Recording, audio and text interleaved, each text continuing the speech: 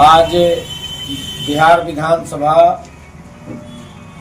2025 का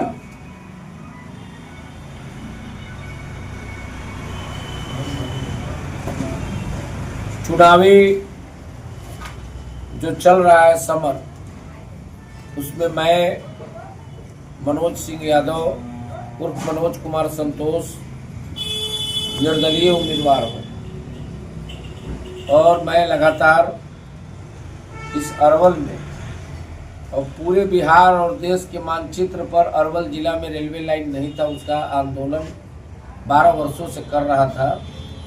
जनता के समर्थन से वह रेलवे लाइन का मुद्दा पूरा होने का 99% काम अब काम लग रहा है। 3606 करोड़ राशि मिल गई है। उसके बाद हमारा घोषणा था कि जब रेलवे लाइन पास हो जाएगा तब हम चुनाव मैदान में आएंगे। हम लोगों के बीच में हमारे राम अयोध्या प्रसाद विद्यार्थी जी, जो हमारे गार्जियन अभिभावक हैं और बहुत पुराना समाजवादी नेता है, देवबलम बाबू समाजवादी नेता है हम लोगों के बीच। हमारे पी धनंजय जी रेलवे संघर्ष समिति के मजबूत साथी हैं, संयोजक हैं। हमारे राजनीश जी युवा साथी हैं रेलवे संघर्ष समिति के। मंटू यादव जी, हमारे बीच बहुत से हमारे मित्र दोस्त और हमारे अभिभावक यहाँ उपस्थित हैं।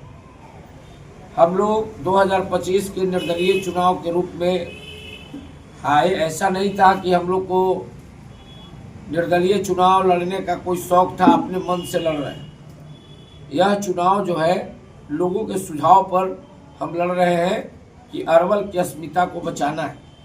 तो उसी में 11 को घोषणा है हमारा, जो चुनावी जो रेल बनने के वो तो लगातार चलेगा, वो घोषणा में शामिल नहीं है। रेलवे लाइन तो हमारा जीवन, उसमें रेलवे दौड़ेगा नहीं तब तक संघर्ष जारी रहेगा, यानी वो पहला मुद्दा हुआ। उसके बाद इसके लिए अगर हमको सदन में अरवल की जनता भेजती है तो रेल लाइन पर भी मैंने कहा है 3 वर्ष में जो सरकार ने तय किया है तय सीमा, तो 3 वर्ष में ही पूरा कराने का काम करूंगा, क्योंकि सड़क और सदन दोनों जगह बुलंद आवाज से संघर्ष करेंगे। हाँ, दूसरा है हमीद नगर पुनपुन बराज परियोजना को पूर्ण रूप में लागू करना जगदेव बाबू के फॉर्मूला पर। तीसरा है कदवन जलाशय को प्राथमिकता के तौर पर सरकार इसको लागू करेगा, और नहीं करेगा तो पूरे विधानसभा पूरे बिहार में लोग देखेगा। ये 3 महीना के अंदर इसको कदवन को पूरा कराने का प्रयास करेंगे, तो आपको जलाशय परियोजना बने ताकि सोन नहर को पानी मिले और उसकी आधुनिकीकरण हो। उसके बाद ट्रामा सेंटर का मामला है NH 139 पर, ये चौथा डिमांड हो गया। फिर है आपको जन सेवा का भावना से जो लोग पूरे देश में राशन, किरासन, मकान, अवैध वसूली जो किया जाता है, मोटेशन होता है, इसको दूर करने के लिए तो हमने विजन 3 रखा है। पहला विजन है कि कोई भी जनता जो हमारा अरवल का मतदाता वोट देगा, उसके पहले हम घोषणा किए हैं कि 20 दिन के अंदर अगर आप MLA बनाओगे तो थाना में, अनुमंडल में, ब्लॉक में और जिला में किसी भी जनता को पदाधिकारी उसको तुम तड़ाक नहीं कर सकता है, उसको बैठा कर बात करना होगा। यानी अफसरशाही और भ्रष्टाचार पर पूर्ण रूप में लगाम लगाना, ये हमारी घोषणा में है। उसके बाद बुनियादी सवाल तो सब चलेगा। किसान को बिजली भी जो 400 फीडर, 400 ट्रांसफार्मर किसान फीडर का रखा हुआ है बिजली विभाग में, उसको लगाना है। और कृषि फीडर से 24 घंटा किसानों को पानी के लिए उनको बिजली देना पड़ेगा।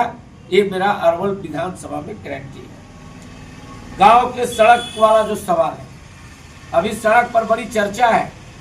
हम लोगों ने मुद्दा उठाया था, पिछले दिन लड़ा था कि कहते हैं केंद्र सरकार और राज्य सरकार कि ये जो सवाल है कोई ऐसा देश में नहीं है जगह जहां पर सड़क से नहीं जुटा है।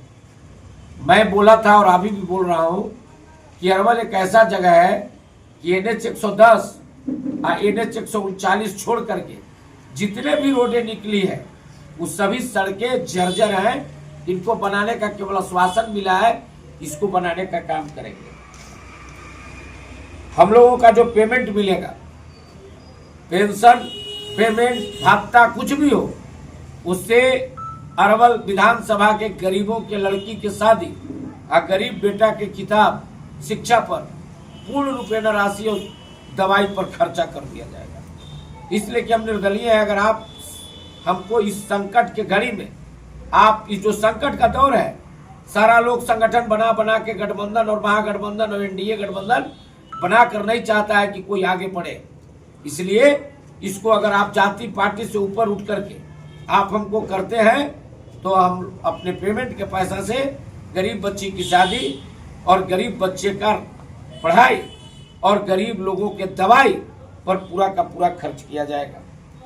इसके बाद अपने हर पंचायत में पुस्तकालय भवन का निर्माण करेंगे। 33 को पंचायत है, 2 को नगर है, उसमें करने का काम करेंगे।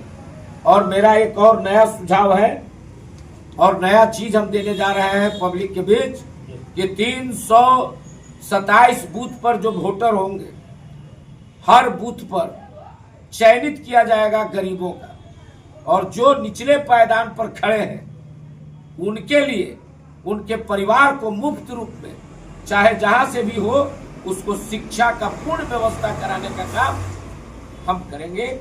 ये हमारा 11 सूत्री घोषणा पत्र है और इसी को आप लोगों के बीच हम रख रहे हैं। इसलिए अगर आप लोगों को कोई सवाल है तो इसमें आप रख सकते हैं। एक बार कैमरा पर इसको दिखा दीजिए।